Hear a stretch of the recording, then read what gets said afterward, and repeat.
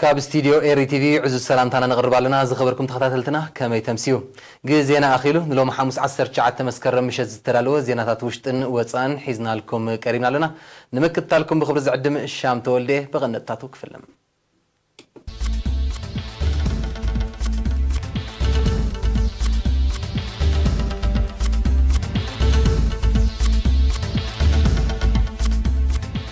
أبنو زوافورو برسات أقراب نمكتا ترى حبرت السبك عزز تحتيتو أب عصب ودابي سرحتنيات من السيات نمحيال تزتيو أبنو زوات أورونا مدبات متقياس سنكولان وتسيتي ركبونا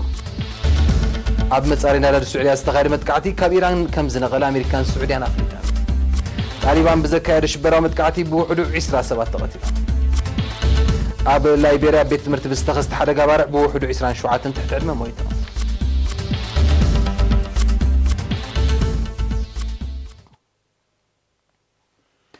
أب نوزبا فرو بحفشا من محدار كابي قدم لحزين كأب فلاي الناب أساز متزلو ترئيو برسة أقراب مكتي كقبرلو متحبار كوم كعزز أب حلوها بتقرب زنطفو تسويعم نتسأب وكيل إرينا جمال معتلكة ليلة تخل مريم كتغربيا እቶም ኣባላት በዓል መዛ ኣግራብን እንስሳ ዘገዳምን ኤሪና ብዝሃቦ ሓበሬታ እቲ ከባቢ በመበቆላዊ ኣግራብ ሃብታም ምዃኑ ብምጥቃስ ጸልማት ኩልባብ ጌርካ ንፈሓም ተባሂሉ ዝቁረጽ ጥሉል ኣግራብ እናሰዕረረ ኣብ ዘሰክፍ ደረጃ ብምብጽሑ ዕቱብ ቆላሕታ ክወሃቦ ኣዘኻኺሮም ናይ ምቁጽጻር ንጥፈታት ኣብ ዘሰላስሉሉ ሰኣን እኹል ዓቕሚ ሰብን መጓዓዝያን ንፈጸምቲ ናይቲ ገበን ምክትታልን ኣብ ቅድሚ ሕጊ ምቕራብን ልዕሊ ዓቕሞም ከም ዝኾነ ዝሓበሩ እቶም ወሃብቲ ርእይቶ ኣመሓደርቲ ምስ ህዝቢ ብምትሕብባር ነቲ ተግባር መውረርያ ክገብሩሉን ንገበነኛታት ዘየዳግም መቕጻዕቲ ክብይኑን ተላብዮም በዚ ላይ ሓዘን ከባቢ ብጣዕሚ ኣሸገሩና ብጣዕሚ ካብ ዓቕምና ንላዕሊ ኮይኑ እዚ ገረብ ኩሉ بيطلوا اليوم زبط لهم روحوا يقبرون يوم روحوا ينبر تيطلوا تنقص بفصم فحم يقبرون يوم سلمنتاي إتي روحوا يطبق فحم دخلنا لهم نعم مخنياتون إحنا بزيد لنا واحد يسب بزيد لنا هرور بزيد لنا زي مواصلات سلذي بلنا ترانسبورتي قموتات سلذي فحم حذنا كمان نقبره شجاري إتي من محدار بعلو إتي سب من يفحم يسرح من يقع يسرحين سلذي فليت حزو كركب الله اندحر نسو تتحزو بدحريو تتوقف لتخيل لنبر نسو انت زي تتحزو بفتصم تتوقف لا يخلين من محدارات لعب نوسق التعقب كبابيها نوسق التعقبون حزي سنكتناي مقرات طلول أقرب ترئيو أب كبابيتات دنانولو أملن عمر كابران ناي مصنات حرقا زنتقلالوهم عبيت أقرب تحدن أو لعن معقابن نمكن خانن نبرتي كبابيهم كحلو التحساسيبهم أوشت زنز حالفا سلست أوارح كابن أزوبا فرو نابن أزوبا سجنيتك أتو زفتن فحم بمتحببار هزبي كم تتحزن جبنينيات مقطعتي كم تبين لومن كابيت صحفت من محدار أزوبا فرو استرخب حبريتا ينتر أب 15 من محدارات كبابن أزوبا فرو أب حلوان مقصصارن هابت قرب زنطفو حمشت أبالات بعل مزا أقرابن انسسا زقدامن ألو ودابي سرحتنيات من إسيات نمحيال لابز سلاسل عمام أبركتو حالفتن أسرحتن تكالات وسان مخانو حالافها مات أبزوا دواقح بحري من إسي عثمان عبد القادر تسويعم أب كتما عسب مس حالفتي أكلات منجستن جنبارن أبستجبر ركب من إسي عثمان كاب كوليجاتن مويا مأكلاتن تمرقهم أبستفلا ليتكالات منجستي نايسرح من إسيات كسري عبس لزخنة عقمية فراينتهم بتحدى تسلوهم دمبتي خال كعبيوم أنتي أبو دابس رحنيات من إسيات كنتفو منتي حالفتي كتابعهم الزخاخرهم نزحدش مدرخ زبك درجة ودابن قحاتن زون من إسي مهنات يسنح لي زيد ليو مخان بمتكاس دما ها ما تأكل انتناوي بقعة سرحنيات نمبرخ سفحت مدبات سريعين تفكم زلو بمتكاس نمعواتو وهدات كم زد اللي قليتهم من إسي عثمان موداتات صلوانا بركتون سرحنيات من إسيات بمحيال ودابة مهارو لعل كم زخون بمبره بزلو مويان فلتتن عزوزا بركتون خقبرو متبعن محيال حلفتي كيف اليوم تمحسينهم أبتي أقاتامي أقداسنة ودابة بمجبات علاماتات الزقالة محضر زوادو وقيح بحري أمباسادر محمد سعيد مانتاي سرحتنياتات من إسياتا بتكالاتو من كابيو من قبوتر كبركتون نفسهم كمعبلون أبزفتر بايتان ودابين نخصاتفو بحلفتي كل مديوم دقاف كيف اليوم تلابيوم تساتفت بوغنوم مس درجة فلتتن تمرتن زخيد موياو في سلطنهات استمرتاتن ببدرجو كودب بملباو ناتو ودابن محيال كسرح مخانم أرقاقيتهم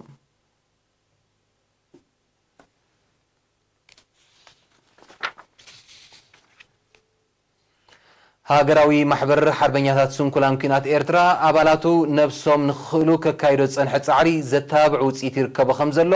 ኣብ ሓውሲ ከተማ ጾሮና ኣብ ዝተኻየደ ኣኼባ ተሓቢሩ ምክትል ኣቦ ወንበር ማሕበር ኣቶ ፍስሓየ ተስፋ ሚካኤል ኣብ ዝተፈላለዩ ከባቢታት ሃገር ኣባላት ብጉጅለ ተጠርኒፎም ኣፍረይቲ ትካላት ንምኽፋትን ምንጪ ቁጠባዊ እቶቶም ንምውሓስን መበገሲ ዝኾኖም ናይ ልቓሕ ዕድላትን ካልእ ሓገዛትን ክግበር ምጽንሑ ገሊጹም ኣብ ወፃእ ዝርከቡ ዜጋታት ንማሕበር ዝገብርዎ ሓገዛት እውን ኣብ ምምሕያሽ መነባብሮ ስንኩላን ዝምስገን ውፅኢት ከም ዘለዎ ዝተቐሰ ኣቶ ፍስሓየ ዝበዝሑ ስንኩላን ብዕድመ ዝደፍኡ ብምዃኖም ነዚ ኣብ ግምት ብምእታው መነባብሮኦም ንምጥጣሕ መጽናዕቲ ከም እተገብረ ሓቢሮም ኣብቲ ኣጋጣሚ ንራብዓይ ጉባኤ ሃገራዊ ማሕበር ሓርበኛታት ስንኩላን ኩናት ኤርትራ ኣብ ዝምልከት ንድፊ ቅዋም ተዘትዩ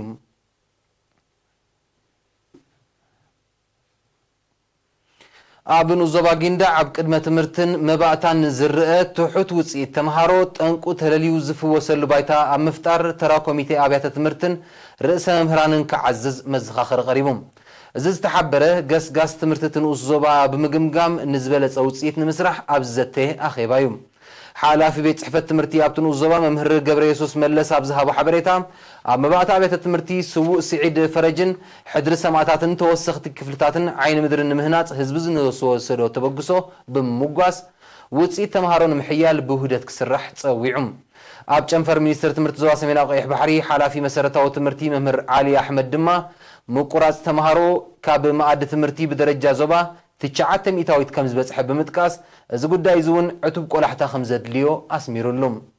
ኣብቲ ኣኼባ ዝተሳተፉ ኣመሓደርቲ ከባብን ሱፐርቫይዘራትን ብወገኖም ዋሕዲ መፅሓፍቲ ፍታሕ ክናደየሉ ኣብ ርሑቕ ከባቢታት ዘለዋ መዋእለ ህፃናት ዕቱብ ምክታል ክግበረለን መደብ ምጥፋእ መሃይምነት ዘይጀመራ ከባቢታት ድማ ክጅምራ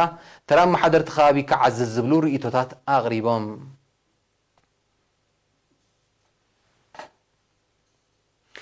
እዚ ከምዚ ኢሉ እንከሎ ሓላፊ ጨንፈር ሚኒስትር ትምህርቲ ዞባ ደቡብ መምህር ህብቲ ዝጊ ኪዳነ ህዝቢ ንዞባ ማይ ዓይኒ ገንዘቡን ጉልበትን ኣዋሃሂዱ ኣብ ምህናፅ ቀፅሪ ኣብያተ ትምህርትን ምድጋፍ መምህራን ንዝገብሮ ዘሎ ኣበርክቶ ሞጊሱ ብ15 መስከረም ኣብ ዝተኻየደ ኣኼባ መምህር ህብቲ ዝጊ ምስ ምጅማር ሓድሽ ዓመተ ትምህርቲ ኣብያተ ትምህርቲ ብልጫታትን ዓቂበን ዘለዎን ድኻማት ንምፍዋስ ብዕቱብ ክሰርሓ ወለዲ ድማ ተምሃሮ ደቆም ኣብ ምክታልን ምትባዕን ፃዕርታቶም ክሕይሉ ተላህብዩ ኣብቲ ኣመሓደርቲ 14 ምምሕዳራት ከባቢ ርእሰ መምህራን ካልኦት መሻርክትን ዝተረኽብሉ ርክብ ሓላፊ ቤት ጽሕፈት ሚኒስትር ትምህርቲ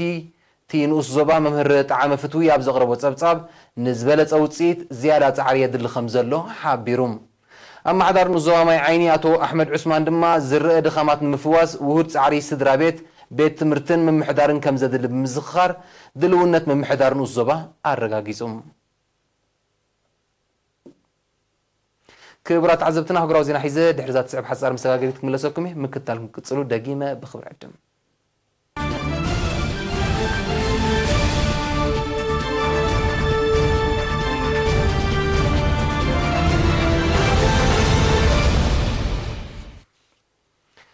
ኣብ ዝሓለፈ ቀዳም ኣብ ልዕሊ ትካል በጻሪ ነዳዲ ስዑድያ ዝተኻየደ መጥቃዕቲ ኣብ ጥቓ ኢራቅ ካብ ዝርከብ ወተሃደራዊ ማዓስከር ኢራን ብዝተወንጨፈ ሚሳይላት ዝተፈጸመ ክኸውን ልዑል ተኽእሎ ከም ዘሎ ሰብ መዚ ኣሜሪካን ስዑድያን ኣፍሊጦም ኣፈኛ ሚኒስትር ምክልኻል ስዑድያ ብ18 መስከረም ኣብ ዝሃቡ ጋዜጣዊ መግለፂ እቲ መጥቃዕቲ ከምቲ ብዕጡቓት ሑቲዩን ዝተገልጸ ካብ የመን ዝተበገሰ ዘይኮነ ካብ ሰሜናዊ ሸነኽ ብዝተወንጨፉ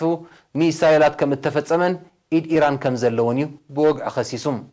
ኣብቲ መጥቃዕቲ ናይ ዝተሳተፉ ሰብ ኣልቦ ነፈርትን ክሩዝ ሚሳይላትን ዘርኢ ስእሊ ዘቕረበት ስዑድያ እቲ መጥቃዕቲ ብልክዕ ካበይ ቦታ ከም እተኻየደ ንምፍላጥ መርመራ ይካየድ ከም ዘሎ እዚ ምስተነፀረ ድማ ስጉምቲ ከም እትወስድ እያ ኣፍሊጣ ዘላ ብ18 መስከረም ምስ ወራሲ ዓራት ስዑድያ መሐመድ ቢን ሳልማን ተራኺቡ ዝተዘራረበ ጸሓፊ ጉዳያት ወፃኢ ኣሜሪካ ማይክ ፖምፔዮ በወገኑ ሃገሩ ስዑድያን እትወስዶ ናይ ርእሰ ምክልኻል ስጉምቲ ምሉእ ደገፍ ከም እትህብ ኣነፂሩሎም እዚ ከምዚ ኢሉ እንከሎ ሚኒስተር ጉዳያት ወፃኢ ኢራን ማሕሙድ ጃቫድ ዛሪፊ ብዛዕባ እቲ ብስዑድያን ኣሜሪካን ዝቐርብ ዘሎ መጠንቀቕታን ክስን ኣብ ዝሃቦ ጋዜጣዊ መግለፂ ሃገሩ ንዝኾነ ኣብ ልዕሊኣ ዝውሰድ ስጉምቲ ዓፀፌታ ንምምላስ ዓቕምን ተኽእሎን ከም ዘለዋ ኣጠንቂቑም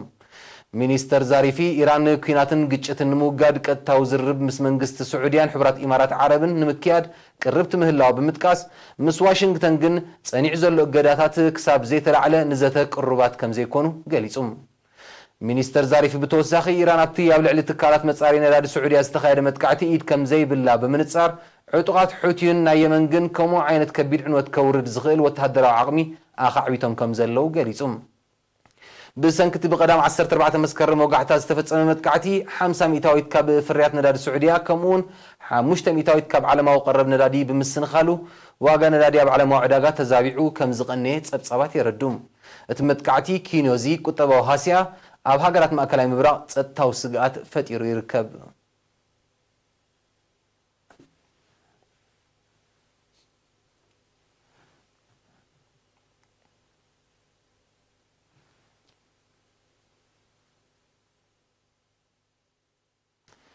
ድሕሪ ምፍራስ ኣፈናዊ ስምምዕ ጣሊባንን ኣሜሪካን ጸጥታዊ ኩነታት ኣፍጋኒስታን ናብ ዝበኣሰ ደረጃ አንቆልቂሉ ኣብ ዘለውሉ እዋን ጣሊባን ኣብ ደቡባዊ ክፋል ሃገር ኣብ ትርከብ ከተማ ቃላት ነተጉቲ ዝህፃወዳ ሚኒባስ ኣብ ከባቢ ሓደ ሆስፒታል ብምፍንጃር ብዘካየዶ መጥቃዕቲ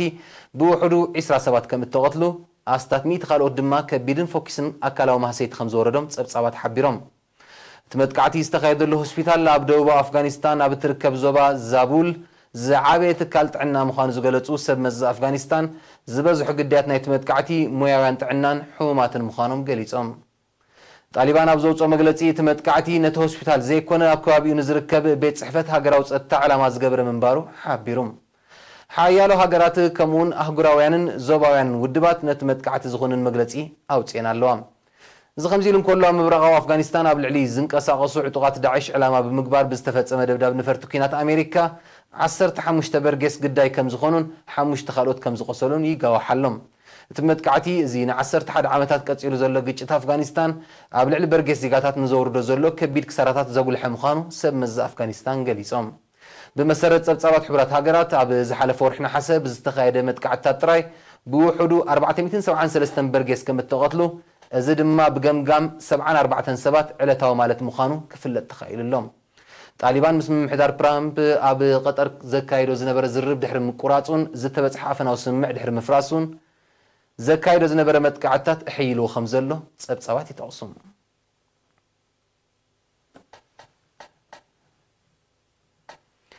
ኣብ ከተማ ሞንሮቪያ ላይቤሪያ ኣብ ሓደ ቤት ትምህርቲ ብዝተኸስተ ሓደጋ ባርዕ ብውሕዱ 27 ትሕቲ ዕድመ ሞይቶም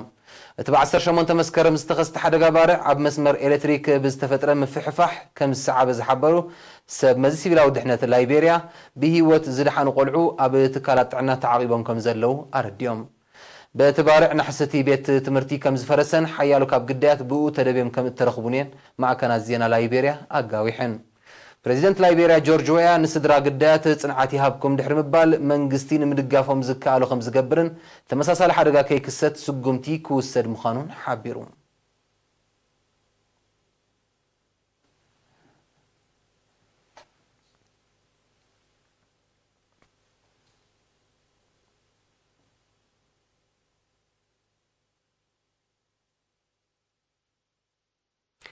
ፓኪስታን ንቀዳማይ ሚኒስተር ህንዲ ናሬንድራ ሞዲ ዘሳፈረት ነፋሪት ብኽል ኣየራ ከይተሓልፍ ከም ዝኸልከለት ምንጭታት ሓቢሮም ብመሰረት ሓበሬታ ህንዲ ቀዳማይ ሚኒስተር ሞዲ ዝርከቦ ላዕለዋይ ልኡኽ ብኽል ኣየር ፓኪስታን ኣቢሉ ናብ ጀርመን ከምርሕ ፍቓድ ክወሃብ ናብ ፓኪስታን ዘቕረበት ሕቶ ብመንግስቲ ፓኪስታን ኣሉታዊ ምላሽ ተዋሂብዎሎም እቲ ስጉምቲ ብጉዳይ ዞባ ካሽሚር ኣብ መንጎ ክልቲአን ሃገራት ተፈጢሩ ንዘሎ ሓድሽ ምፍሕፋሕ መሊሱ ከጋዶ ከም ዝኽእል ናይ ቀረባ ተዓዘብቲ ይጠቕሱ ፓኪስታን ኣብ መጀመርያ ናይ ዝወርሒ እዚ እውን ሰብ መዚ ህንዲ ብኽሊ ኣየራ ክሓልፉ ንዝቐረበላ ጻውዒት ከም ዝነፀገት ጸብጻባት የመልክቱ ህንዲ ነቲ ንሳ እተመሓድሮ ክፋል ዞባ ካሽሚር ተዋሂቡ ዝጸንሐ መሰር ርእሰ ምሕደራ ዘፍቅድ ቅዋም ድሕሪ ምስራዛ ኣብ መንጎ ክልቲአን ጎረባብቲ ሃገራት ዝጸንሐ ምትፍናን ከም ዝኸረረ ይፍለጥ ወነንቲ ኒኩሌሳዊ ኣጽዋር ዝኾና ህንድን ፓኪስታንን ብሰንኪቲ ጉዳይ ኣብ ሓድሽ ውግእ ከይኣትዋ ተሰጊኡ ምጽንሑ ይግለጽ ክልቲአን ሃገራት ኣብ መጀመርያ ናይዚ ዓመት እዚ ክሳብ ምልዋጥ መጥቃዕቲ ኣየር ዝበጽሕ ሕድሕዳዊ ስጉምትታት ከም ዝወሰዳ ኣይርስዕን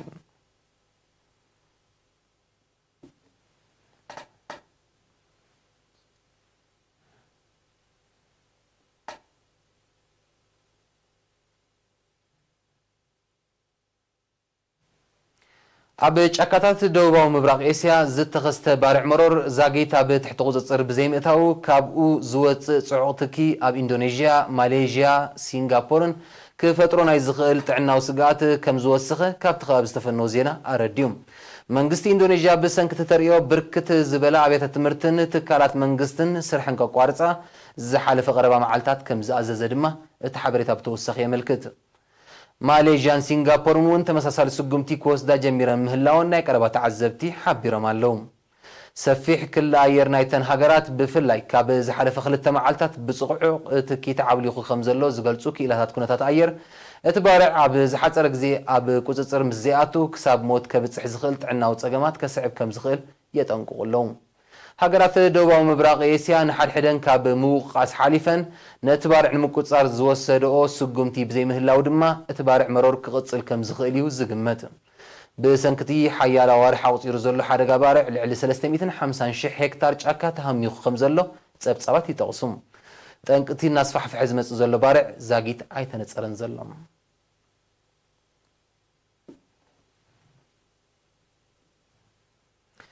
ፕሬዚደንት ዶናልድ ትራምፕ ንሮበርት ኦብሬን ሓድሽ ኣማኻሪ ሃገራዊ ፀጥታ ኮይኑ ክሰርሕ መዚዝዎም ኣብ ናይ ወፃኢ ፖሊሲታት ጽቡቕ ተመክሮ ከም ዘለዎ ዝግለጽ ሮበርት ኦብሬን ኣብ ዝሓለፈ ቀረባ ግዜ ካብ ስልጣኑ ንዝተኣለ ጆን ቦልተን ተኪኡ ክሰርሕ እዩ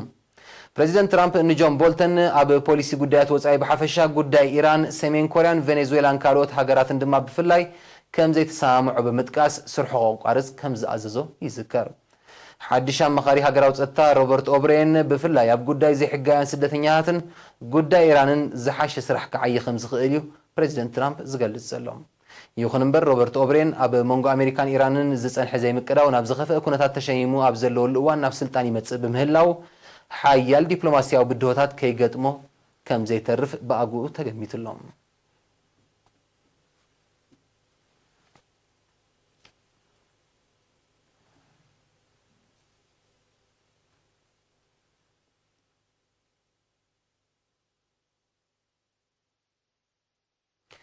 ኡጋንዳ ኣብ ሰላማዊ መዓላ ዝውዕል ትካል ኒውክለሳዊ ፀዓት ንምዕባል ዘኽእል ስምዕ ምስ ሩስያ ከም ዝኸተመት ብ18 መስከረም ኣፍሊጣ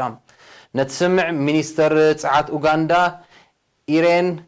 ሙሎኒን ምክትል ዳይሬክተር መንግስታዊ ትካል ኣቶሚካዊ ፀዓት ሩስያ ኒኮላይ ስፓስኪን ብ17 መስከረም ኣብ ከተማ ቪየና ኦስትሪያ ከም ዝኸተሞ ሚኒስትር ፀዓት ኡጋንዳ ሓቢሮም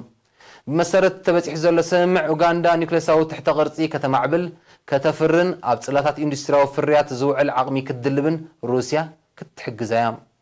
ኡጋንዳ ኣብ ተጠቃምነት ኒውክለሳዊ ፀዓት ንሰላማዊ መዓላ ዘለዎ ኣፍልጦ ንምዕባይ ዝዓለመ ናይ ምርድዳእ መዘክር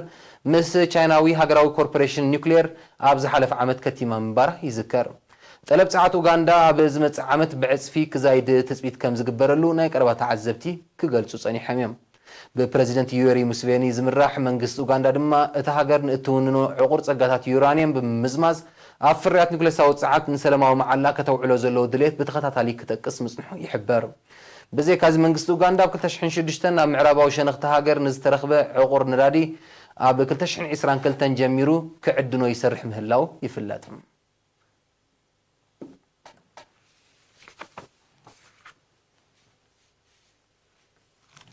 نزع الاسترالو زينو مسنادو بسازيمو له زغصل فن ايرتي وقت كاتو العدم بروح مشات